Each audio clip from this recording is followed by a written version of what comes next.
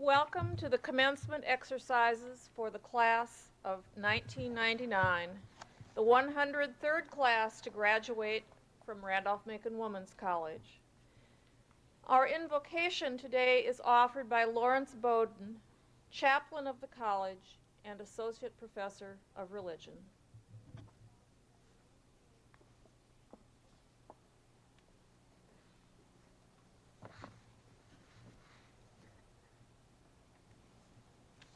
O Lord, we came here to let wisdom rise. Let it happen then. Let it happen that with all our knowledge, we not lose all our naivete, that with our realism, we not wince at a little romance, and that in our work, we not lose a sense of play. Let wisdom rise. Let something Easter up in the smell of baking bread that calls forth the feel of community. Something in the blossoming of the cherry that Easters up poetry and pondering. Something in the seasoned toll of a bell that Easters up memory, hallowing tradition. Let wisdom rise. Let wisdom rise until we recognize that Oz and Middle-earth, the Looking Glass and Narnia, Han Solo and the Lion King, are the never-ending stories of our love for this earth, this place, this life, vita abundantior. Amen.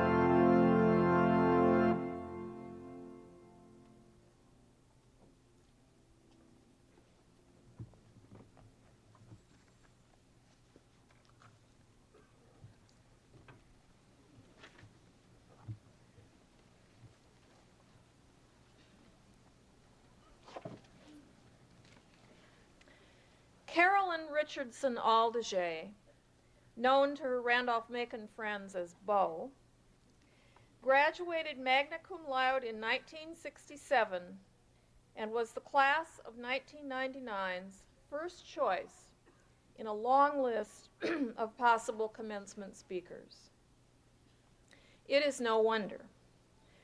Her service to humanity and dedication to making the world a better place is extraordinary and an inspiration to this graduating class. We are thrilled she accepted the invitation to speak to us today. Even as a child, Carolyn had been interested in science. Before her senior year at Randolph-Macon, she was one of 2 students to win trainee grants for summer study and research at the Oak Ridge Institute of Nuclear Studies in Oak Ridge, Tennessee.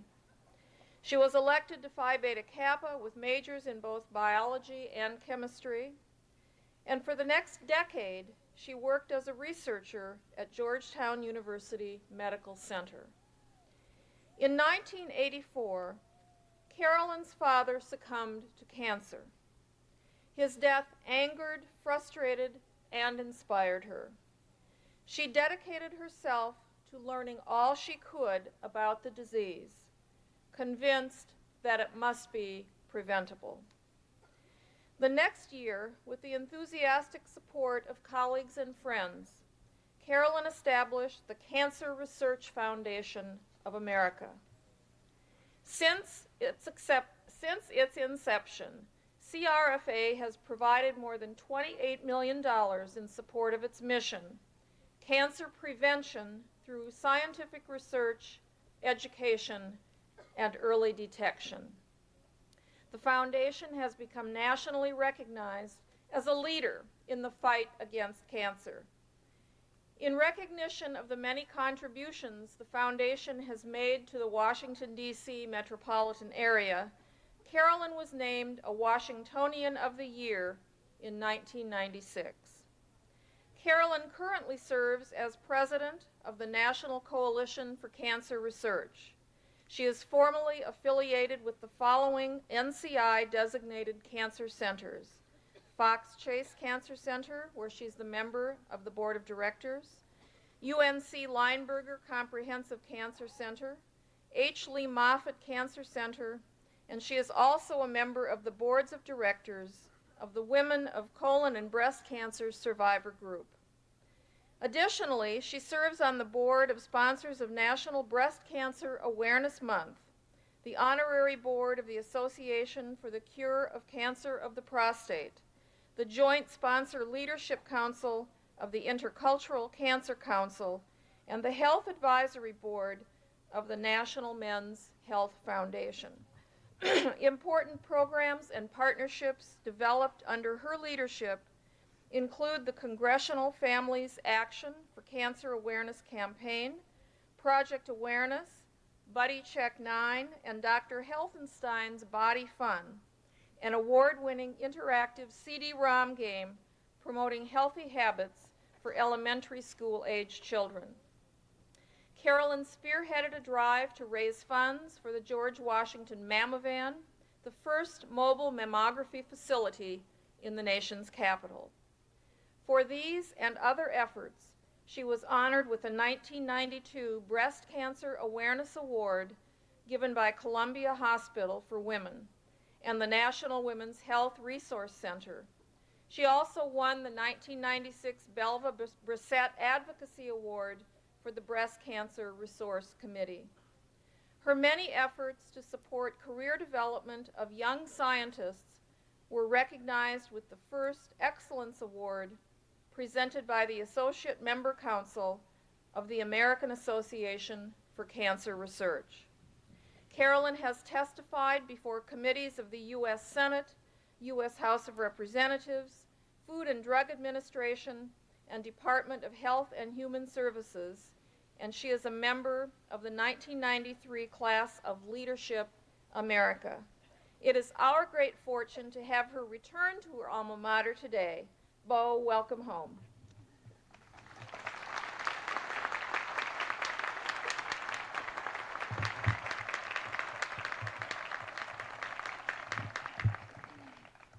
Thank you. That was much too kind, and I think much too long for you to have to endure. I should have sent the 200-word version. President Bowman, distinguished faculty, parents, and members of the class of 1999, good morning, and congratulations. Happy graduation.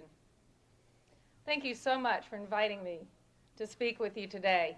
I am deeply honored and so very privileged to be addressing you on this important occasion, and it's truly a joy to be here.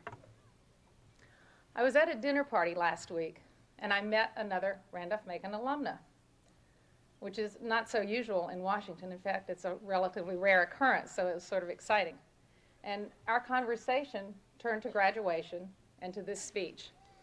And suddenly, and much to my chagrin, I had the attention of all 10 people at the dinner table, and they were fascinated by the idea of giving a graduation address.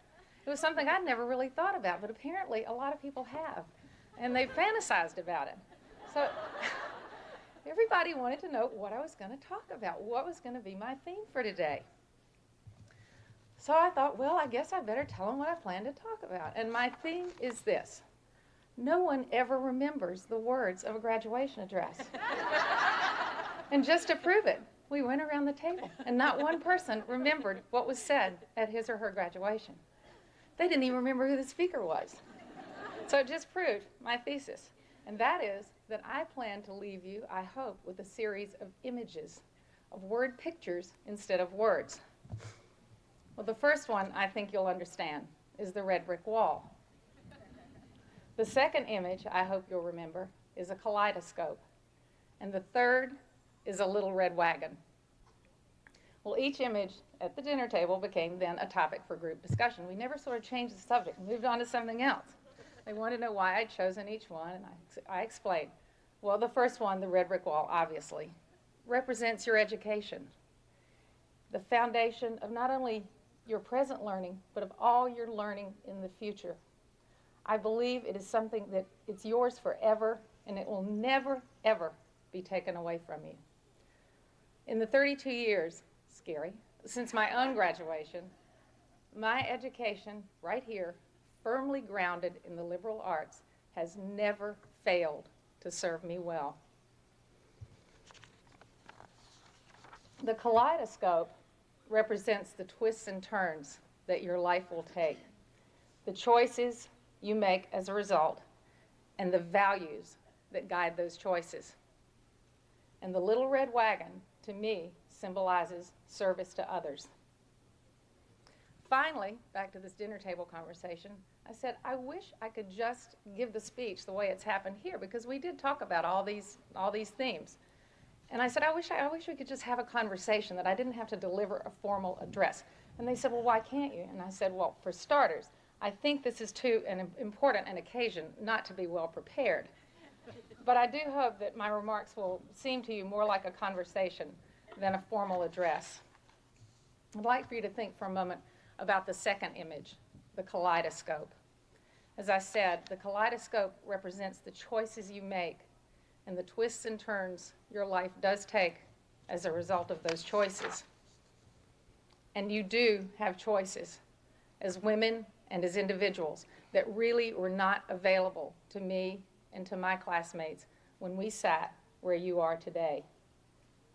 When I graduated from Randolph-Macon, with the exception of the summer I spent in Oak Ridge, Tennessee, I had never left the East Coast. Now, I have a daughter, Perry, who graduated on this very Sunday last year.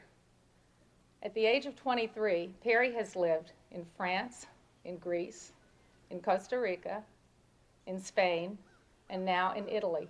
And her life has been immeasurably enriched by the experience of simply surviving in other cultures. She's had this extraordinary range of opportunity that I simply didn't have. When I emerged from behind the red brick wall in 1967, I thought I had it all figured out. I thought I had my life mapped out. I remember a conversation early in my senior year with Dr. Flint, who was the chairman of the biology department. And we were talking about graduate school and other options. And it was then that for the first time I actually remember saying and articulating this lofty and, in hindsight, very presumptuous goal.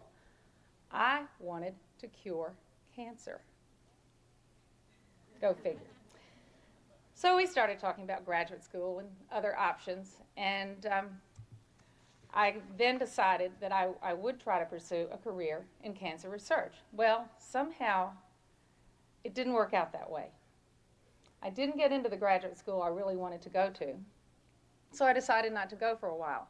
Instead, I moved to New York and started working, taking the very first baby steps towards this career in medical research by working in a research lab. Well, within a year, I found myself back in Washington and married. This was not part of my short-term plan.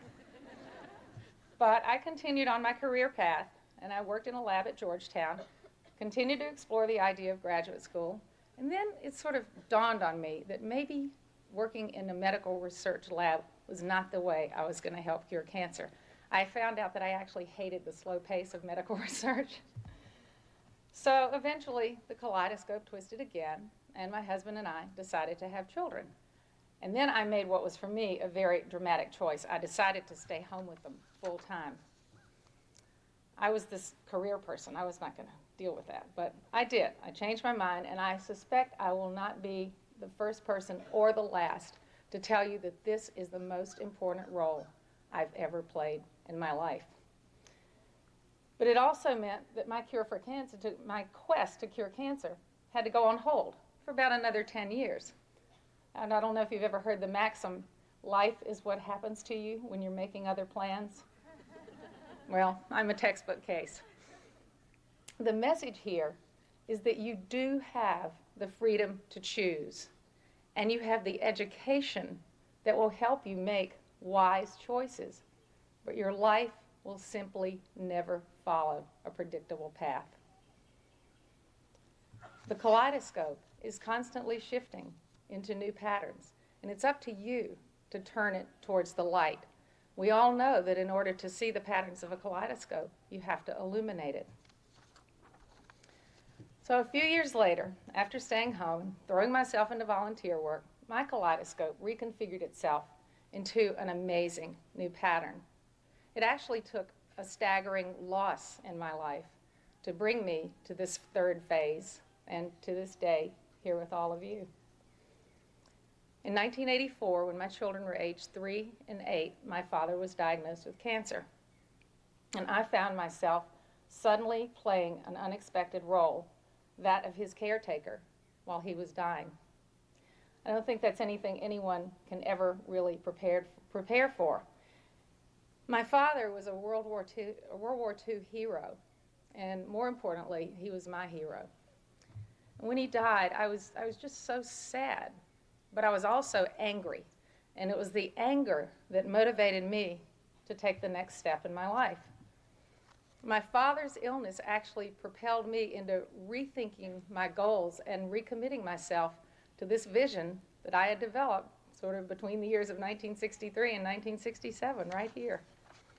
So a year later, in 1985, as you've heard, I founded the Cancer Research Foundation of America, CRFA, and I finally had my chance and more motivation now to help cure cancer. I knew I had the passion to get started. That just sort of came naturally. But right away, I had to make a critical choice. Cancer is just an incredibly complex disease. In fact, it's a whole constellation of diseases. And I had to decide which area to focus on. And after much reading, research, and conversations with anybody who would open the door to their office and let me walk in, I decided to focus on the overlooked area of cancer prevention, not cure. It actually took a lot of courage to make this choice, because in those days, that was sort of radical thinking. Cancer prevention was on the fringes of scientific research. Most people, even scientists, didn't realize that cancer is a predominantly preventable disease. But now, 14 years later, cancer prevention has become part of the scientific mainstream. And I'm proud to say that CRFA has played a role in shifting that paradigm. We at CRFA truly believe that cancer is a disease that will be controlled in our lifetime, not necessarily cured, but controlled, like heart disease and diabetes. It did take a hurtful loss in my life to give me the impetus to do something about curing cancer. I needed to turn my loss into positive action. And in your own lives, you will no doubt face similar, unexpected losses. More than once, you'll probably find yourself asking, where am I going, or what am I going to do now? But I feel confident that you'll deal with loss and change if you understand what your values are, if you understand the principles you believe in deeply, those core beliefs that guide all your decisions. So I would ask you today to take a moment to ask yourself, not where am I going or what am I doing, but what do I value? What do I value? And as you grow forth beyond the red brick wall, I truly believe if you choose a life that nurtures your values, your life will have meaning. And I also urge you to help nurture values in others. That may be the most important responsibility you have as an adult. Well, back to our dinner table conversation and the third image, the little red wagon. What's that all about? Another of my heroes is General Colin Powell, and he has said, every child deserves a little red wagon for his treasures. His organization, America's Promise, is asking whole communities to give back, to commit resources to mentor children, to give them safe environments in which to grow and thrive. I agree. Every individual, adult and child alike, deserves a little red wagon for his treasures. And so for me, the little red wagon symbolizes giving back. It symbolizes service to others. Too often people wait until late in life to make some sort of a commitment to volunteerism. I urge you not to wait. Giving back to others will enrich your life from the first moment you do it. And I suspect that many of you have already known the rewards of volunteerism from countless hours already spent in community service. I remember a time when our son James was about a year old, and my husband and I had a chance to take a trip. A friend offered to keep James for a week, and I remember saying to her, "But your children are beyond needing babysitters. What could I ever do to repay you?" And she said to me, "You might never be able to repay me, but you could do it for someone else.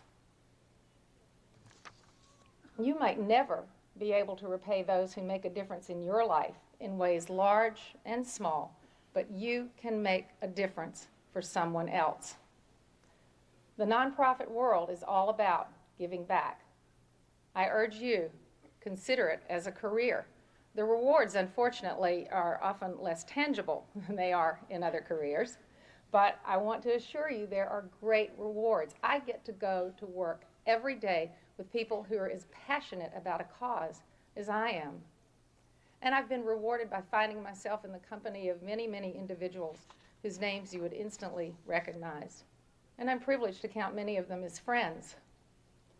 But I've also been privileged to know many whose names you would not recognize, like Maria, who benefited from one of our programs, the mobile mammography van you just heard about that we raised the funds for and donated to the Washington community. Maria hadn't had a mammogram for 13 years, but the one she had aboard our van detected her breast cancer at an early stage when chances for successful treatment are about 100%. Maria wrote us and thanked us for saving her life. And she said she wanted to do anything she could to spread the gospel of early detection. Already, she wanted to give back. So what could be a better reward than that? In closing, I would suggest to you this. No matter where your life leads you, please, from the very beginning, keep your antennae on full alert for ways you can give back. And I hope that then you will grow to agree that life without service to others is a life that's not realized to the fullest. I just read the ending of a commencement address given by the legendary Bill Cosby, and I can't do accents, so I'm not going to even try, but he concluded this address by saying, "I'm not going to tell you to go forth. I'm going to tell you to take off that damn hat and get a job."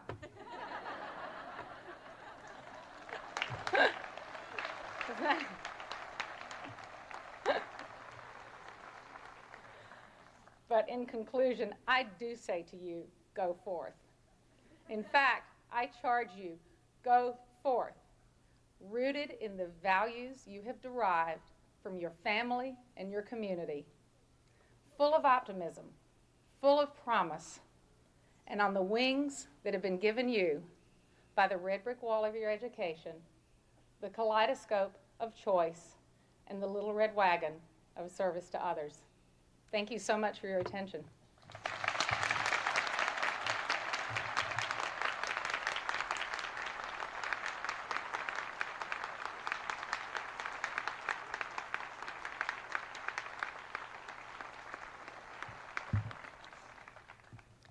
class will please stand. President Bowman, it is my honor to present to you the 139 members of the class of 1999, each of whom has completed the requirements of this college for the degrees of Bachelor of Arts or Bachelor of Science. I now present them to you for those degrees.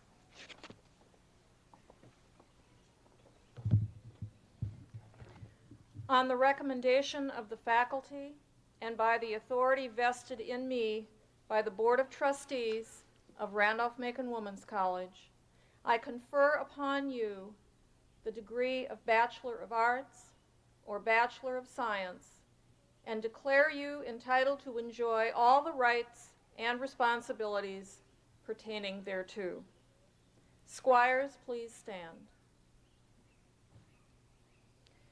As a traditional symbol of the conferring of the degree, you may now hood your graduate.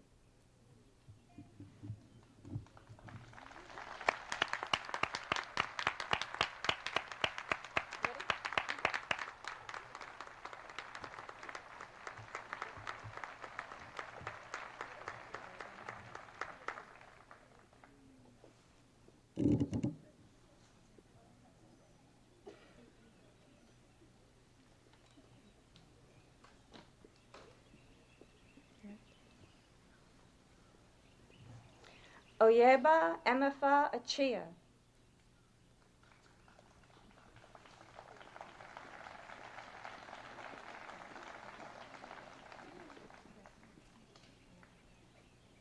Jennifer Allison Amos.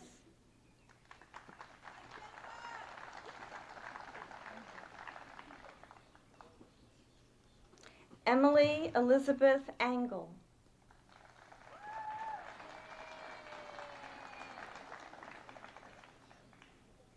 Michelle Denise Austin.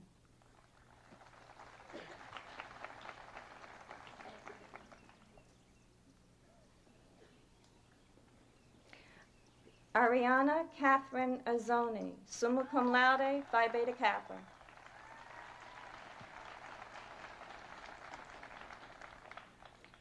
Lauren Kendall Holland Badelow.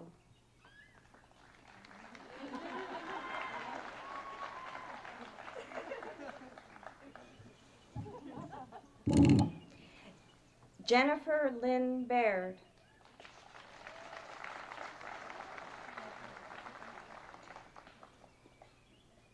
Yasmin Ziba Ba.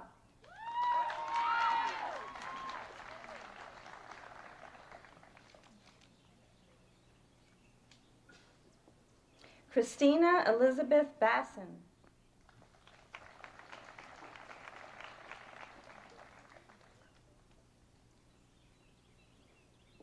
Dee Dee Ann Belcher, magna cum laude, Phi Beta Kappa.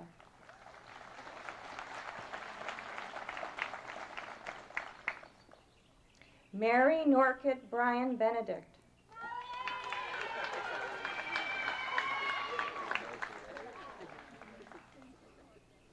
Carrie Kathleen Boyer, summa cum laude, honors in political science, Phi Beta Kappa.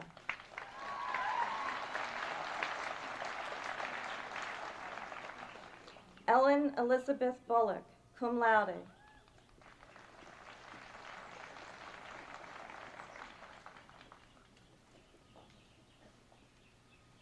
Margaret E. Byerly, magna cum laude, Phi Beta Kappa. Miriam Alexandra Byrode, cum laude. Mandy Kathleen Campbell, magna cum laude, Phi Beta Kappa.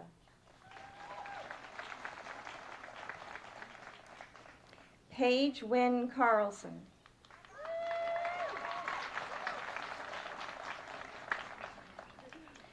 Carolyn Tate Chase.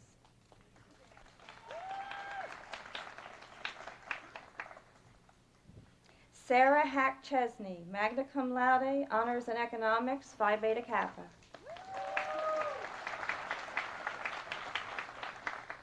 Marcia Morrison Clark.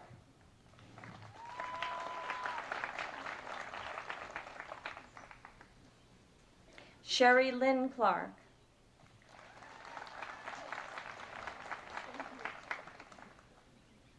Emily M. Cadaspati, cum laude.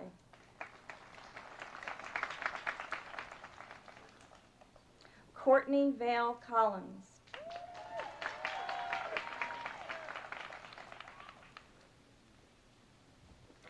Dione Kristen Dorothea Cook.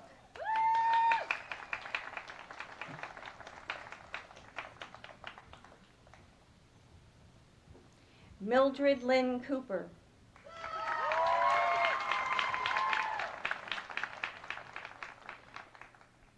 Catherine Burke Coventry, summa cum laude, Phi Beta Kappa.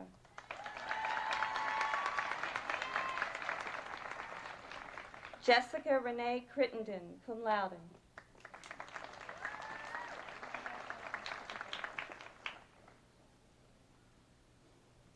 Anne Tyree Crostick.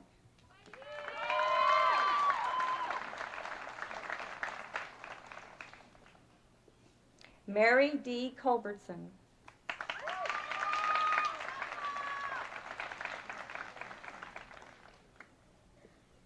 Christy Lee Deerdorf.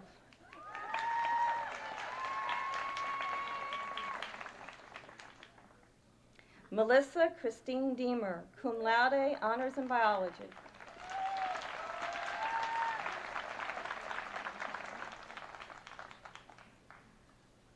Kelly Elizabeth Digby, magna cum laude.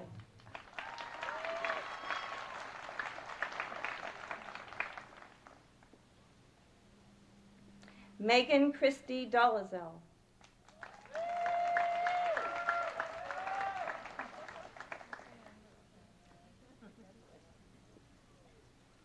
Kathy Helms Dowdy.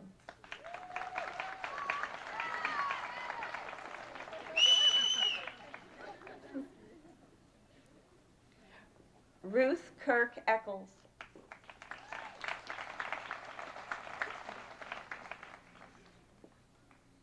Abigail Blythe Erlinson.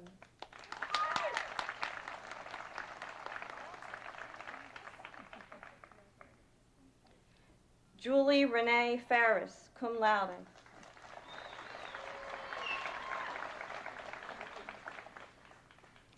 Carrie Lee Fellers.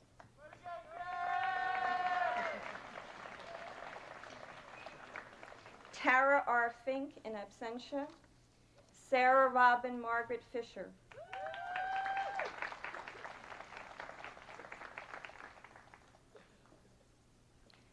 Janelia Sarah Oriane Foysen.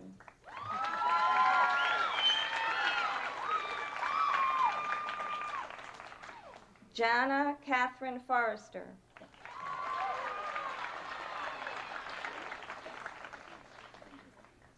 Carla Fortunato, magna cum laude. Sharon Haynes Franklin, cum laude.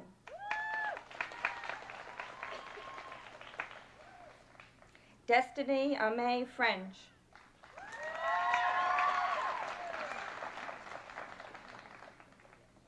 Susan Kathleen Fuller.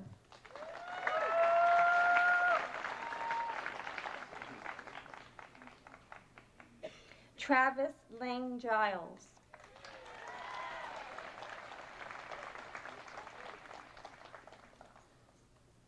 Anne Reed Gillum.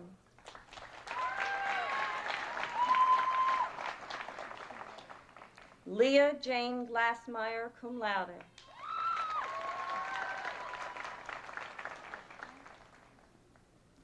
Michaeline Go Typhon, cum laude.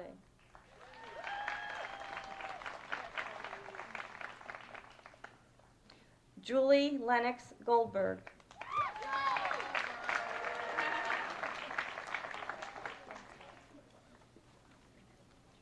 Hannah Joy Gravitt, cum laude.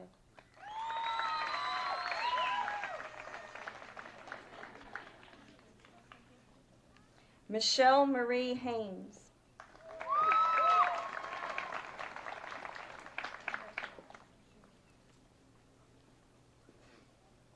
Mary Elizabeth Hanlon.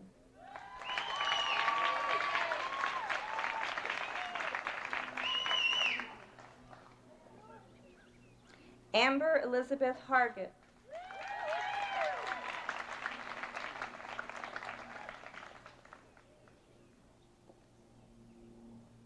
Catherine Towns Hazen.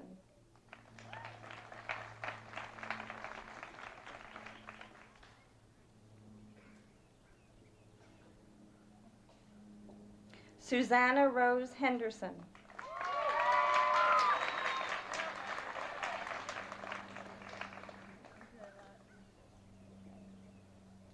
Sandra Petronelli Hilly.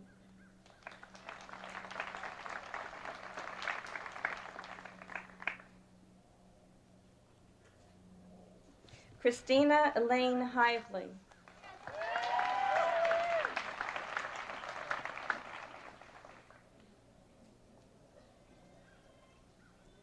Grace E. Hong.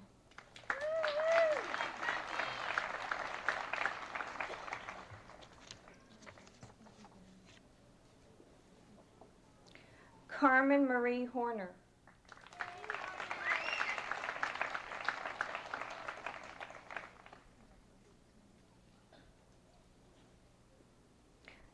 Julia K. Jeanette.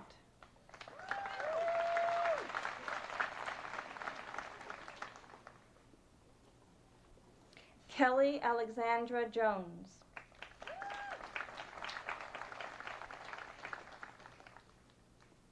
Shannon Elizabeth Jones.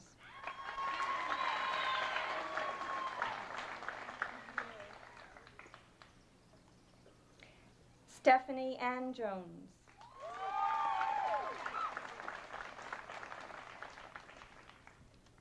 Megan Lane Kelly in absentia.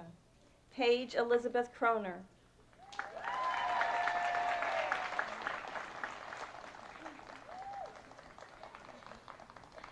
Sarah Louise Marie Cosgriff Lang, cum laude.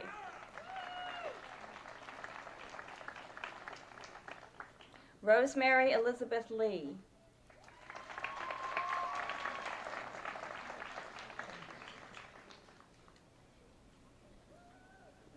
Mrinalini Leela, magna cum laude.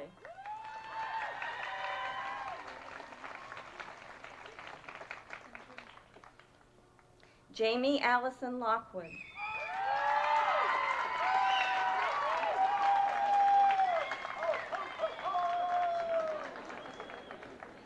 Anne Rice Long, magna cum laude, honors in biology.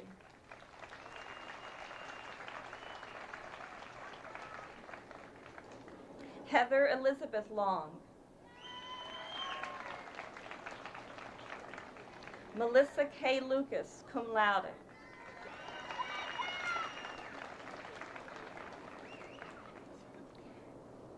Stephanie Jameson Marcial.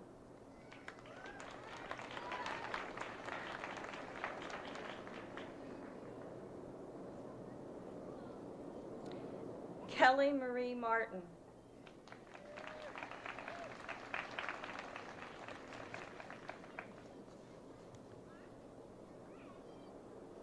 Jennifer Dawn Mason.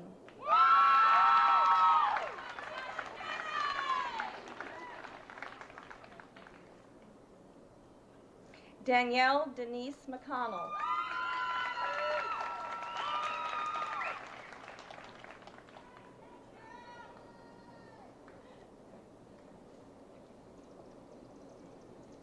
Amanda Beth McLaughlin, magna cum laude, Phi Beta Kappa.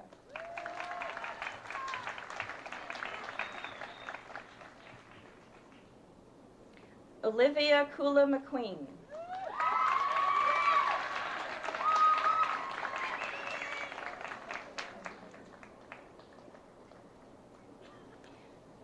Jessica Ann Miller.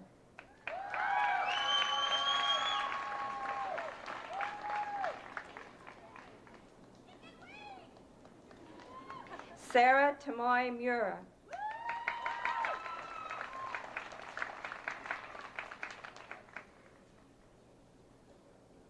Bethany Diane Moeller, summa cum laude, honors in mathematics, Phi Beta Kappa.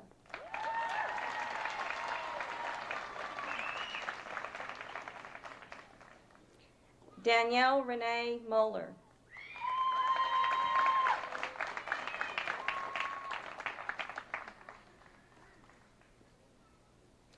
Carrie Ann Murray.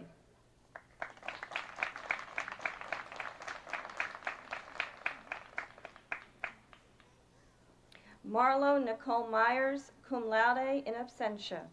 Whitney Hall Nelson.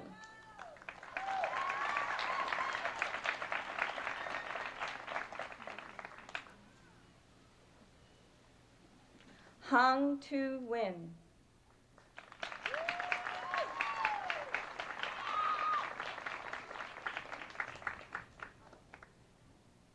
Virginia Beckett O'Gorman.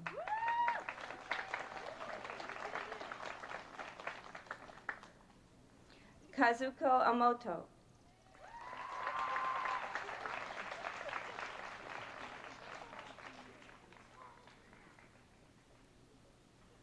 Kristen Lynn Orgera, cum laude.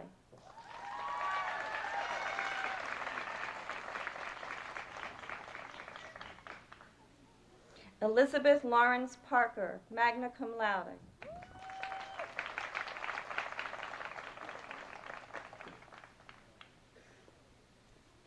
Sarah Lyle Paul.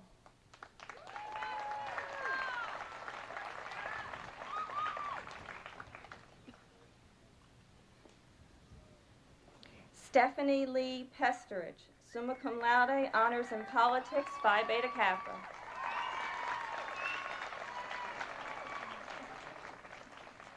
Laura Holcomb Pittman.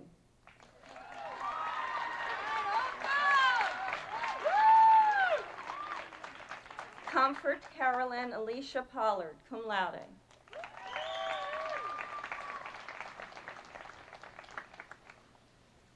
Nicole Lillian Raymond.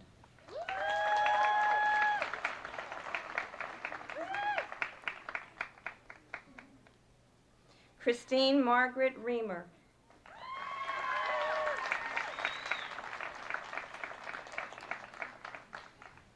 Elise Sherry Robinson, cum laude.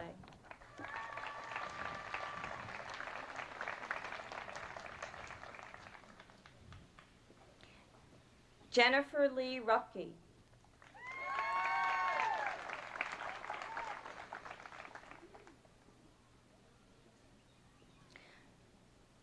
Boyana San Milchek, cum laude in absentia. Marion Ruth Psalm, magna cum laude.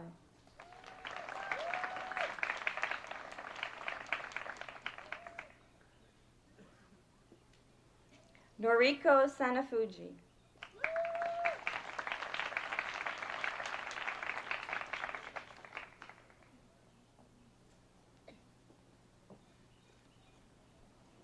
Nicole Renee Scanlon, magna cum laude, Phi Beta Kappa.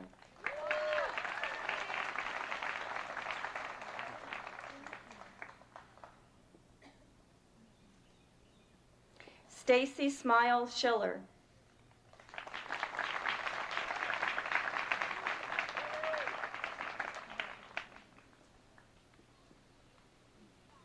Mary Andrea Shoei, cum laude.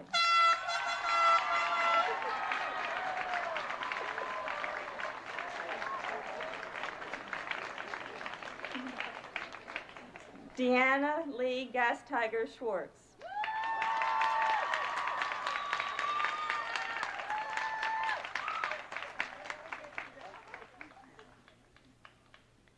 Roberta Mason Scrivener, magna cum laude, Phi Beta Kappa.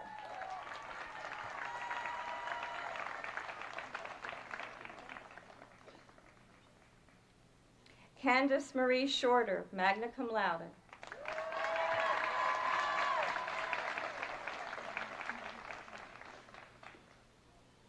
Erica Juliet Score.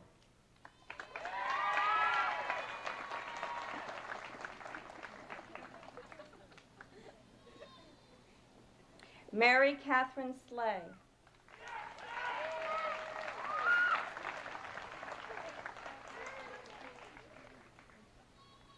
Elizabeth Mary Smalling.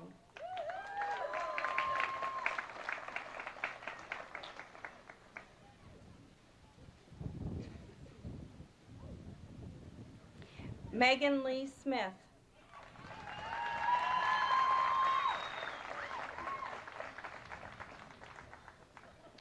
Robin Lee Solovay.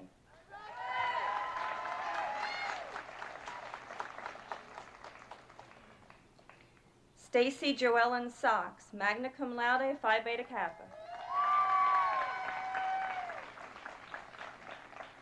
Heather Gale Spears, cum laude, honors in Renaissance and Medieval Studies.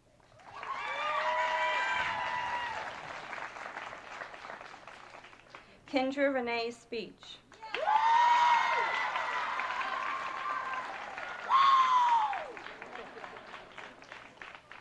Wendy Renee Staten.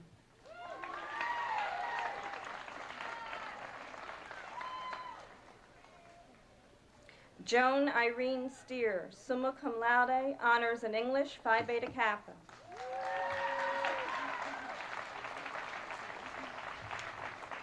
Christina Stoddard, summa cum laude, honors in English, Phi Beta Kappa.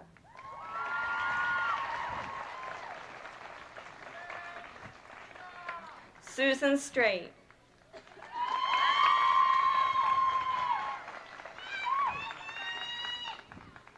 Blythe Lee Tankersley.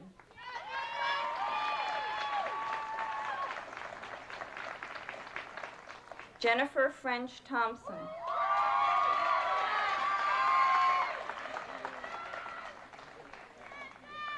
Joan Sater Tinsley.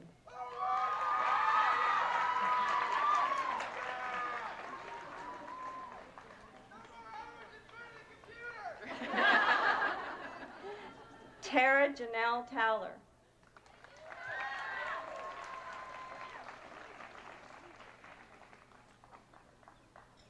Hisako Uno in absentia.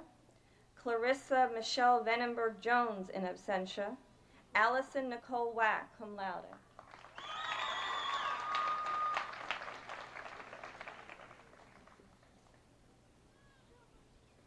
Christine Elizabeth Wall.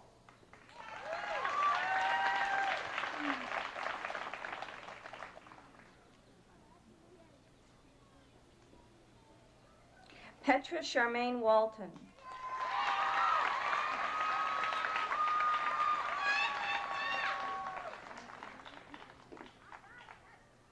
Gwen Ladair Wells.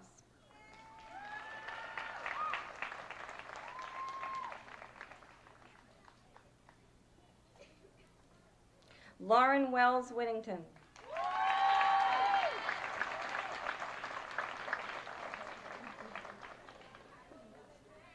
Kimberly Ann Wilkins, magna cum laude.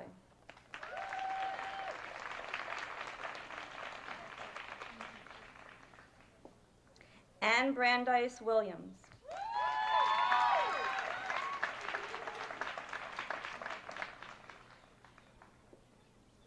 Helen Hay Won Woo.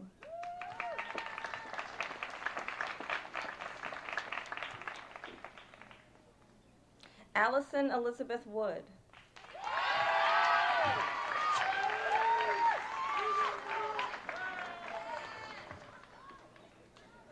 Emily Ann Woolard.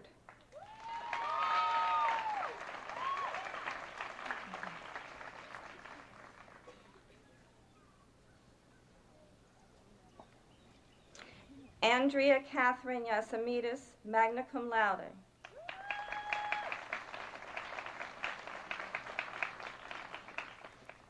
Elizabeth Burrell Zirkle.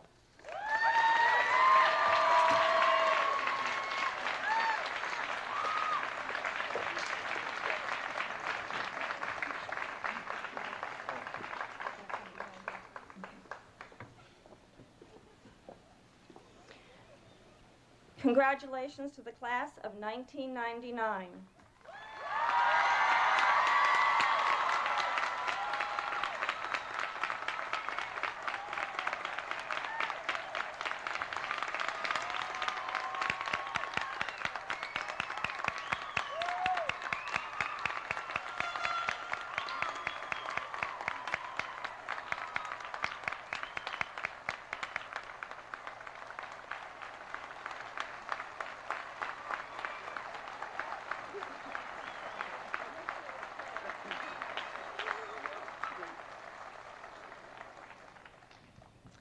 The Maud Huff Fife Award is presented annually to the graduating student with the highest scholastic record.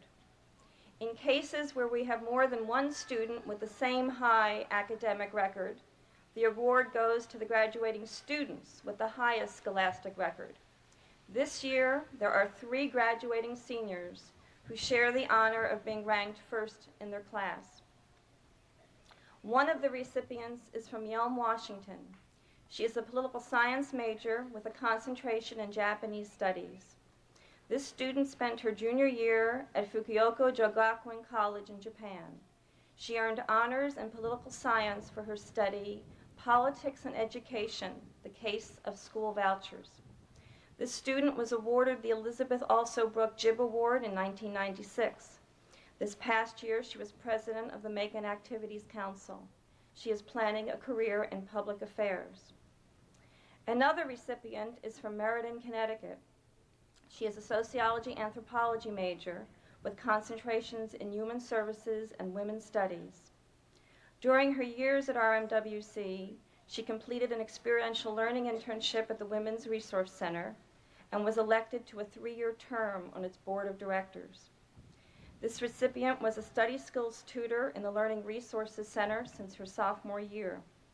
She was also a member of the General Education Committee this past year, bringing wisdom and sanity to the deliberations. She was awarded the Women's Studies Award for Academic Excellence and Service to the community in 1998. She will be a nanny for an alumna in Switzerland for the next year or so before attending graduate school. The final recipient is from Spokane, Washington. She is a mathematics major with concentrations in religion and Spanish. This student spent her junior year as a participant in the RMWC program at the University of Reading, England. She earned honors in mathematics through a study of calculus of variations. This student is described by one faculty member as brilliant with strong convictions. She has played a lead role in the Campus Crusade for Christ. Upon graduation, she will be returning to Spokane, Washington, and next year will be an intern at the Faith Bible Christian Center. She eventually hopes to have a career in actuarial mathematics. All 3 of our recipients were inducted into Phi Beta Kappa yesterday morning. It gives me great pleasure to present the winners of the Maud Huff Fife Awards for 1999.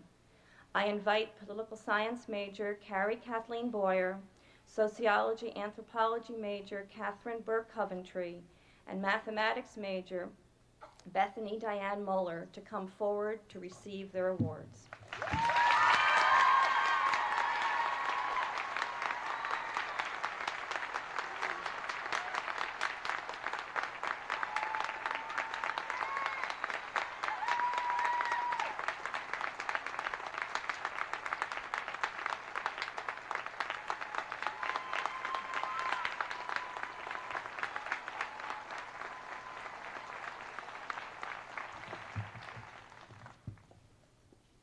Before introducing the president of the senior class, I want to acknowledge the gentleman who was doing the strange dance in front of you. You'd think after 5 years I'd have this down. But Ron Dolan, would you please stand? Ron Dolan is a member of the Board of Trustees of the college, and I would like you all to give him a hand for his participation today.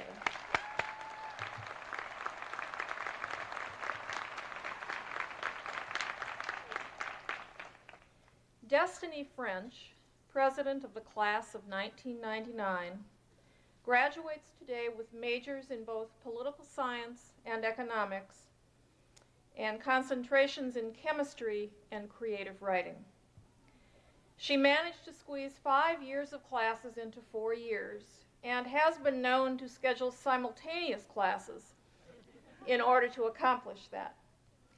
I suspect that she was able to work out individual arrangements with her professors, but some people on campus say that she has perfected the art of being in 2 places at the same time.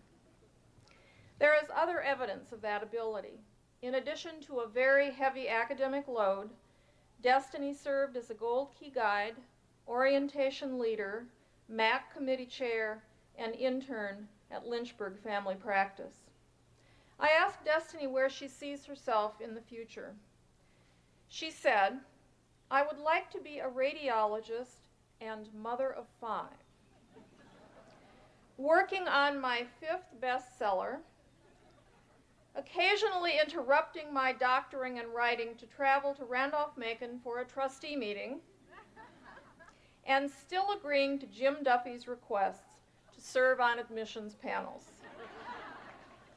I am pleased to introduce a leader of exceptional talent, generosity, and commitment to the college, Destiny A. French."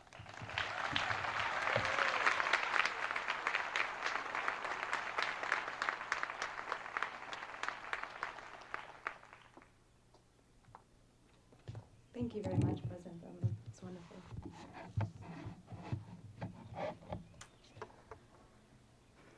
When I graduated from high school, my mom gave me this book, Believing in Ourselves, The Wisdom of Women. I'm sure you all have copies, some of you, of your own. It's a small little thing, as you can see. It was probably thrown in on a whim, packed in with the coffee maker, the day runner, and my treasured Air popcorn popper. I was so excited about that popcorn popper. I even called my roommate, actually, and told her that I would be bringing it so that she would not bring one, too. I had every little knick-knack that a girl going to college would want or need. However, it's this little bitty book that has served me most. Much more than that popcorn popper. I didn't need a wise woman to tell me that Pop's Secret butter flavor tastes much better. Anyway, this book has many wise words in it, and I would like to share some of them with you today. Ann Landers is quoted as saying, opportunities are usually disguised as hard work, so most people don't recognize them. If this is true, Randolph-Macon is the opportunity of a lifetime.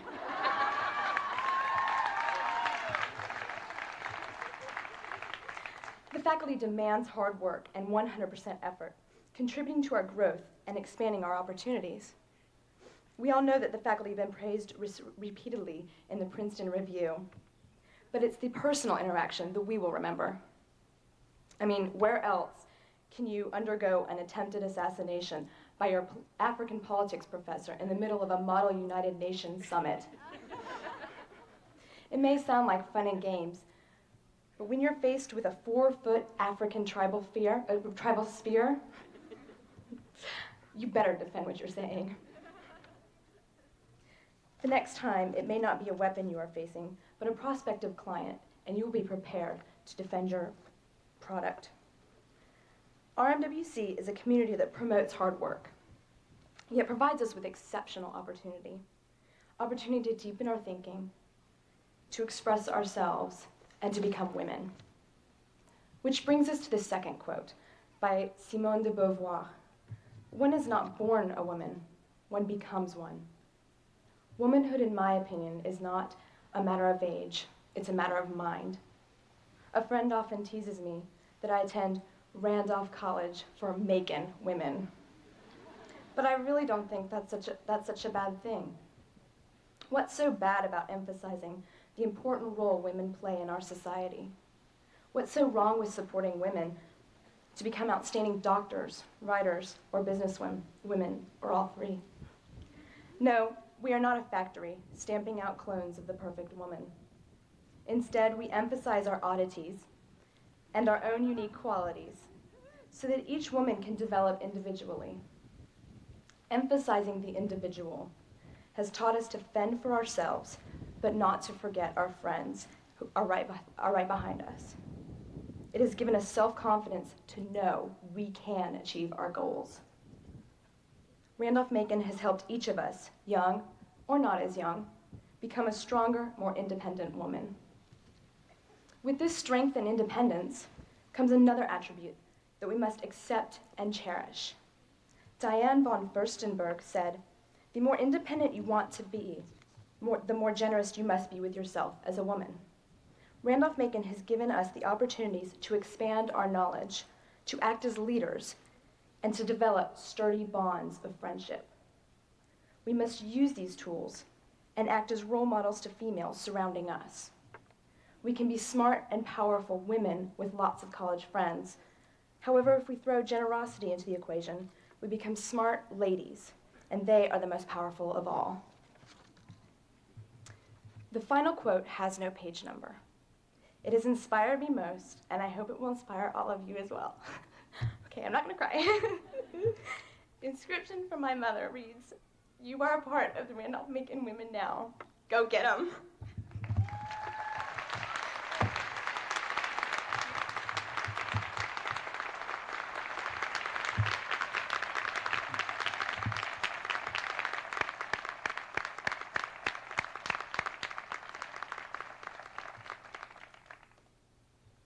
We have come together today to participate in a custom whose rituals, such as wearing the regalia of gowns, hoods, and hats, have survived the passage of centuries.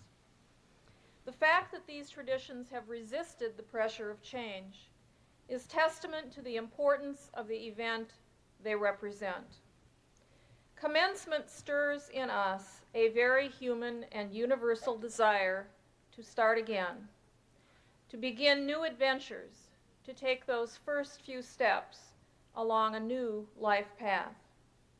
And this beginning, your graduation from college and your matriculation into graduate schools, employment, or civic leadership, moves us in ways that few events in our lives can do. It is a day of emotional extremes. Joy in successfully completing your 4 years here, sadness in leaving your friends and Randolph-Macon Women's College family, excitement in imagining what future you will shape for yourself outside the red brick wall, and anxiety in taking your first steps into that future. Two members of the Randolph-Macon Women's College community here today share some of those bittersweet emotions with you, since they too will have a new relationship with the college in the near future. Donnie Morgan, alumna and revered Dean of Students, has been working or studying here for all but 4 of the years since she arrived as a first-year student in 1977.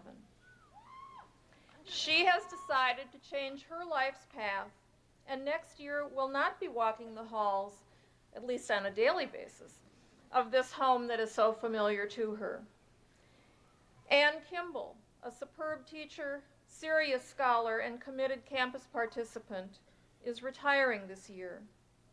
Professor Kimball began at Randolph-Macon as the dean of the college in 1975 and joined the French department in 1982. I would like to ask Donnie and Ann to please stand so that we may express our appreciation.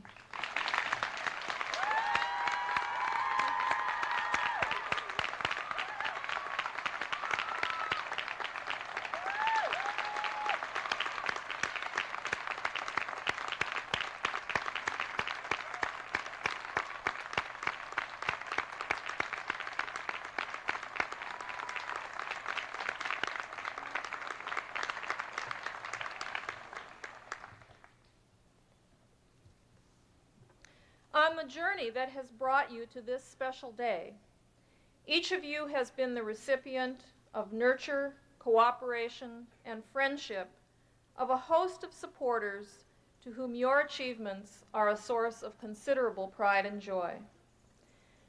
Many of those supporters, your family and your friends and your faculty, are with us today. Let us take a moment to thank all of them and to acknowledge that this day is meaningful for them as well.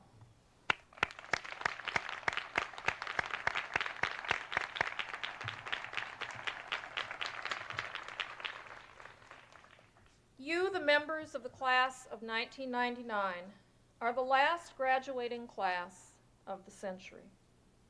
And like the Roman deity Janus, the two-headed god whose one face looks ahead and one looks behind, you stand at the gate to the 21st century.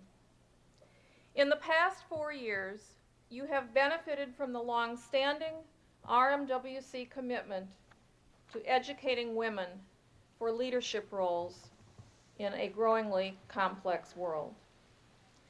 2 weeks ago, I received a letter from a mother who was reflecting on the experiences of her daughter, one of your classmates.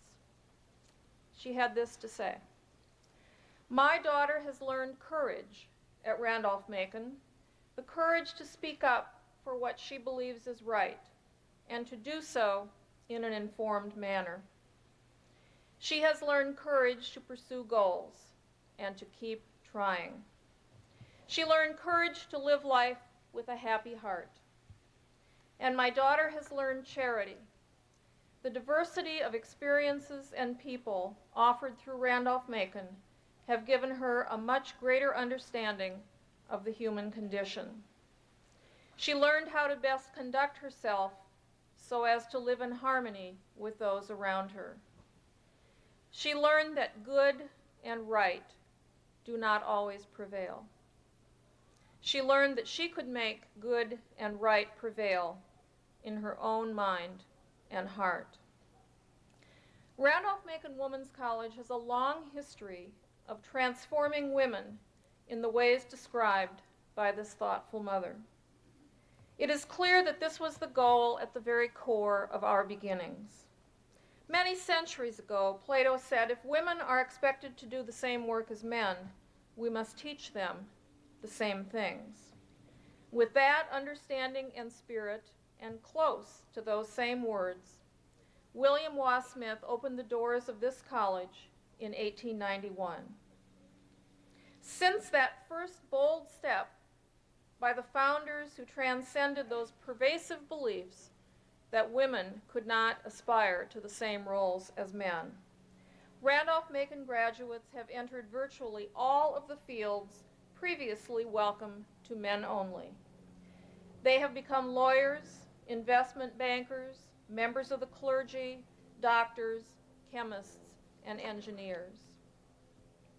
It has been said that the literate of the 21st century will be those who not only can read and write, but those who can learn, unlearn, and relearn.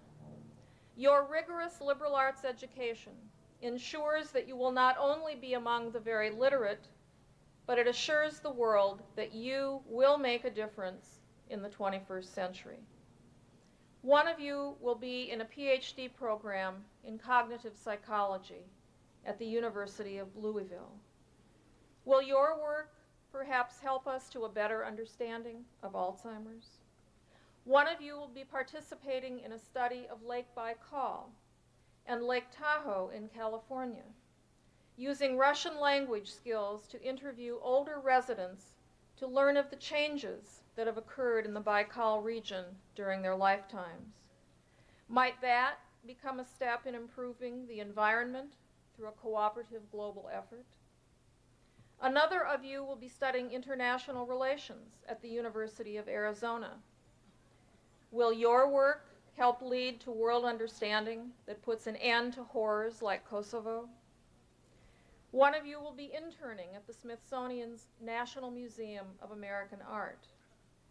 Will that lead to a greater appreciation of the inspiration and restorative power offered by the arts in an increasingly stressful world? One of you will be teaching English in Japan through the JET program. Will that experience be indicative of the kind of cross-cultural learning that will be critical in the 21st century? Nobel Prize-winning author Gabriel Garcia Marquez told Time magazine in a special issue on the millennium, the only new idea that could save humanity in the 21st century is for women to take over the management of the world.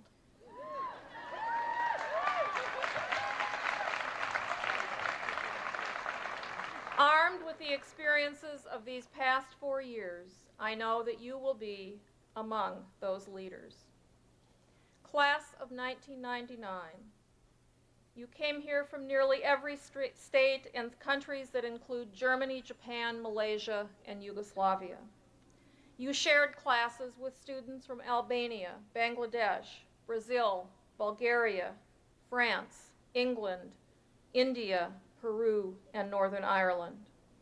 And you enrolled in classes taught by Quillian professors from India, Croatia, and Nigeria. Many of you studied abroad, and one of our primetime students, with the support of her husband, even participated in the Reading program after having raised 5 children.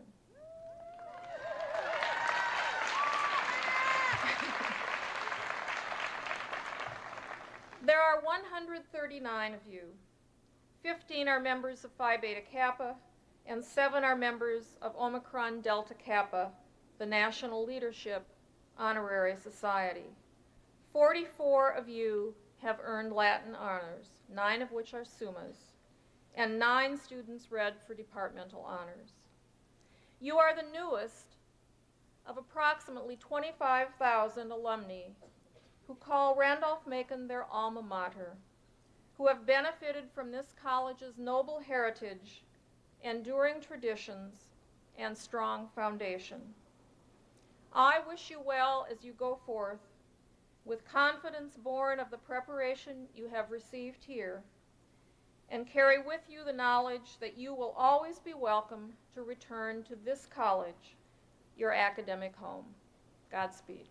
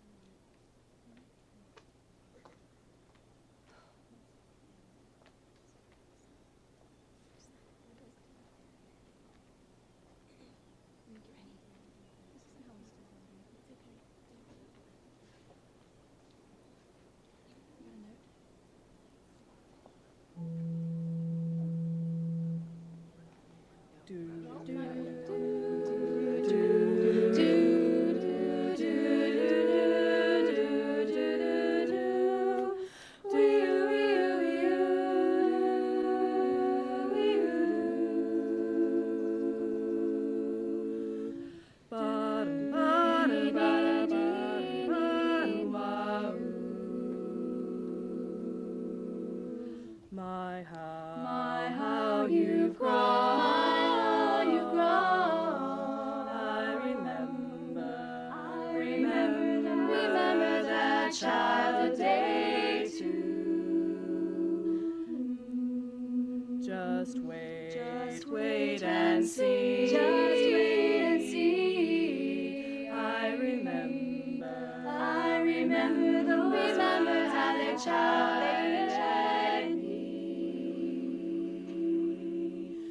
When patient was the hardest thing to be.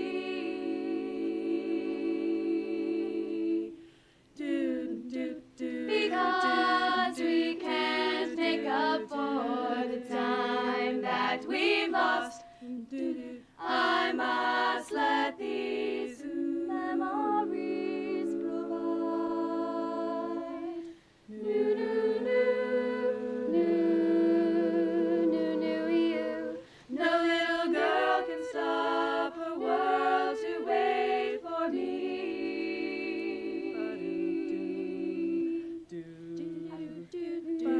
I should know.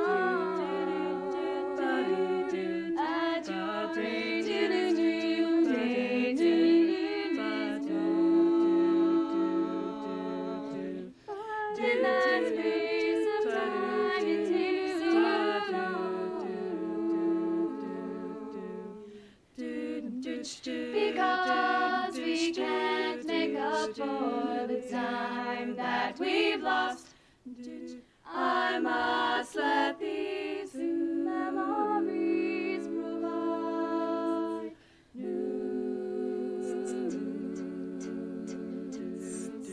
Little girl can stop her world to wait for me. Every time we say goodbye, you're frozen in my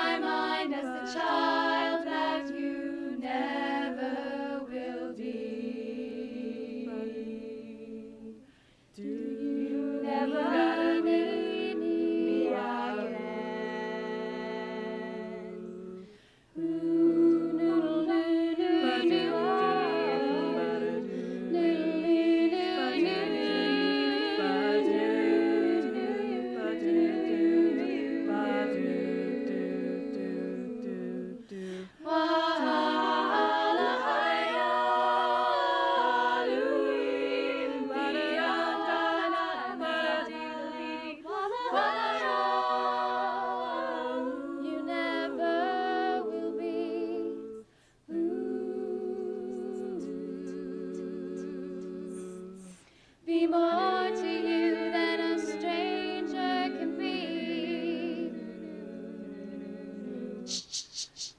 Every time we say goodbye, you're frozen in my mind as the child that you never will be. You never will be again.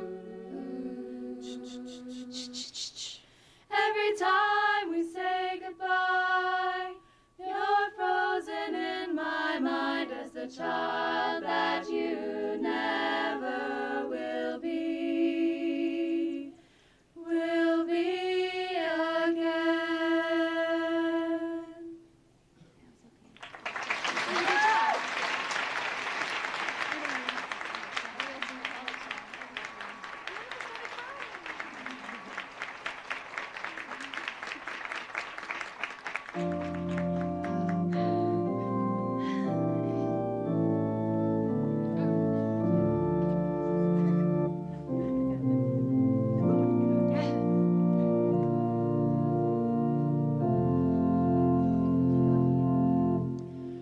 When the river winds through blue mountains, where purple vines entwine stately halls, and roses tumble along sunny walls, where voices serenading in the night sing of loyalty and love.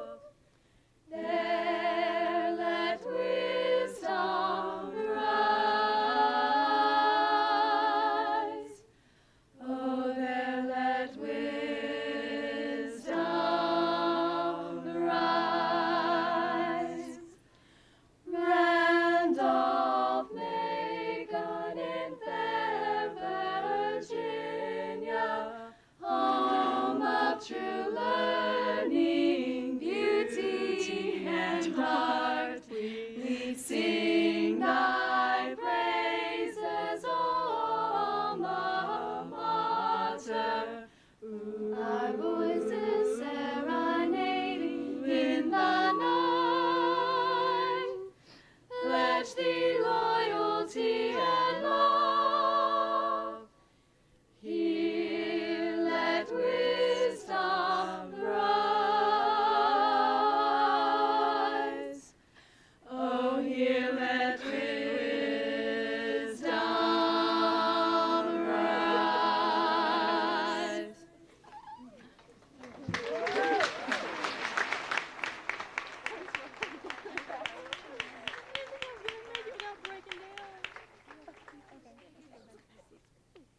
And now depart in peace, remembering that even if the good you do today will be forgotten tomorrow, do good anyway.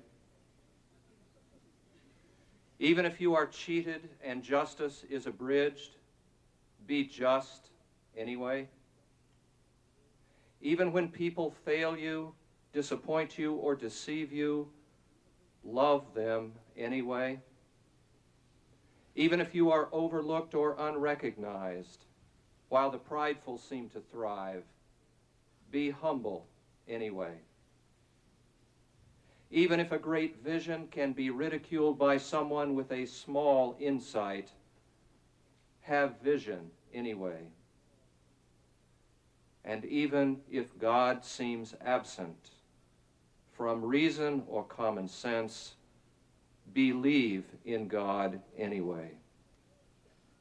If this you can live and remember, grace will abound and blessing overflow. Amen.